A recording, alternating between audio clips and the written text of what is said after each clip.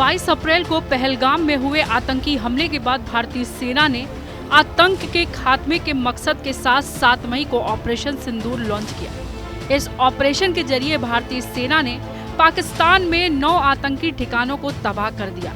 सेना की इस कार्रवाई में पाकिस्तान में 100 किलोमीटर के अंदर तक जाकर 100 से अधिक आतंकी मारे गए। इस ऑपरेशन से बौखलाए पाकिस्तान ने भारत पर ड्रोन और मिसाइलों के जरिए हवाई हमलों की नापाक कोशिश भी की। एलओसी पर भारी गोलीबारी भी की। पाकिस्तान की इस हरकत के बाद भारत ने फिर पाकिस्तान को करारा जवाब दिया। पाकिस्तान ने कई सैन्य ठिकाने, radar system, air defence system तबाह कर दिए। एलओसी पर भारत द्वारा किए गए माकूल जवाब में पाकिस्तान के 35 से 40 जवान मारे गए। चारों ओर से मुंह की खाने के बाद पाकिस्तान ने डीजीएमओ ने सरगर्म विराम की पहल की, जिसका भारत ने स्वागत करते हुए अपनी शर्त पर सहमति जताई। आतंकवाद के खिलाफ जारी भारत की जंग पर सेना की ओर से एक वीडियो जारी कर संदेश स्पष्ट किया गया। तो आइए आपको दिखाते हैं वो वीडियो।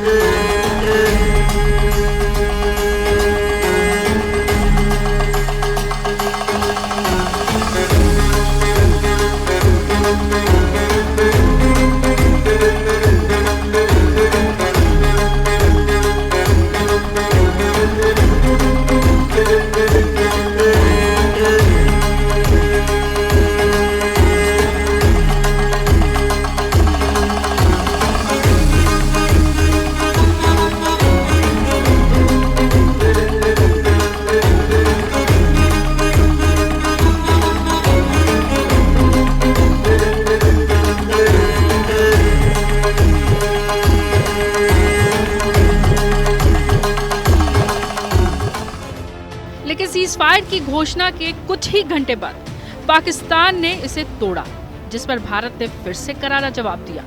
अब दोनों देशों की सीमा पर शांति नजर आ रही है, लेकिन इस शांति के बीच रक्षा सूत्रों के जरिए जो जानकारी सामने आई है वो पाकिस्तान की नींद हराम करने वाली है। तो आइए आपको बताते हैं वो 17 सूत्र जो बहुत अहम है। पहला है, रविवार को डीजीएमओ की पीसी के बाद हालात पटरी पर आते नजर आ रहा है, लेकिन अहम बात यह है कि कभी ऑपरेशन सिंदूर खत्म नहीं हुआ है। वायुसेना के बाद ब्रीफिंग में सेना के वरीय अधिकारियों ने कहा है कि ऑपरेशन सिंदूर अभी जारी रहेगा। अगला है, 7 मई को शुरू किए गए ऑपरेशन सिंदूर के जरिए दुनिया को भी जता दिया गया कि आतंकवाद और पाकिस्तान से गोली आएगी तो भारत से गोली जाएगी। भारत पर बहुत आतंकी हमले हुए, लेकिन पहलगाम के आतंकी हमले को भारत ने बिल्कुल अलग तरह से लिया। इस हमले के बाद भारत ने पाकिस्तान ही नहीं पूरी दुनिया को स्पष्ट संदेश दे दिया। ऑपरेशन सिंदूर के तहत 3 मकसद हासिल करने का लक्ष्य रखा गया, सैन्य, राजनीतिक और मनोवैज्ञानिक, जिसे प्राप्त कर लिया गया। सैन्य लक्ष्य मिट्टी में मिला देंगे। हमले के ठिकाने खास तौर पर चुने गए, बहावलपुर, मुरीदके और मुजफ्फराबाद। ये सभी आतंकवाद के शिविर नहीं बल्कि आतंकवाद के मुख्यालय। राजनीतिक लक्ष्य, आतंकवाद की सबसे बड़ी कीमत। सिंधु जल समझौते को स्थगित कर भारत ने साफ कर दिया कि खून और पानी साथ साथ नहीं बह सकते। भारत ने इस बार वो फैसला लिया जो 1965 या 1971 की लड़ाई के दौरान भी नहीं लिया गया था। मनोवैज्ञानिक लक्ष्य तो ये है कि घुस कर मारेंगे। जैसे मोहम्मद, लश्कर तैयबा और मरकज उद दावा के मुख्यालयों पर हमले के जरिए संदेश की आतंकी सरगना पाकिस्तान में कहीं भी सुरक्षित नहीं है। ऑपरेशन सिंदूर के लिए तय दिन, मकसद और भारत और पाकिस्तान के संबंध के निर्धारक बन गए हैं। ये भारत पाकिस्तान संबंधों के नई शर्त बन गई है। दुनिया की जिन देशों से भी बात हुई, भारत ने पाकिस्तान हमला करेगा तो हम हमला करेंगे, भारत की नीति साफ है, ये सूत्रों से पता चला है। 9 मई की रात अमेरिकी उपराष्ट्रपति ने पीएम मोदी से बात की, उपाय पर चर्चा चाही। पीएम मोदी ने वेस्ट को सुना, फिर संदेश साफ दिया है कि गोली आएगी, गोला चलाएंगे। सिंधु जल समझौता अब सीधे आतंकवादी करतूतों से जुड़ा रहेगा।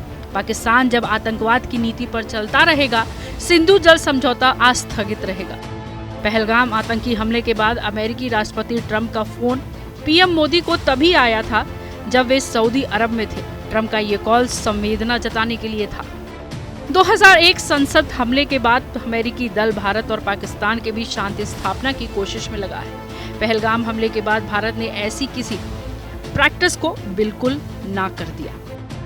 संयुक्त राष्ट्र संघ में पाकिस्तान ने आतंकी संगठन टीआरएफ का बचाव किया था, लेकिन पहलगाम हमले के बाद दुनिया पाकिस्तान और आतंकवाद के गठजोड़ को समझ गई है। 7 मई को आतंकी ठिकानों पर हमले के बाद भारत ने पाकिस्तान के डीजीएमओ को इत्तला दी, कहा हमने ये किया है, अगर बात करना है तो बताओ।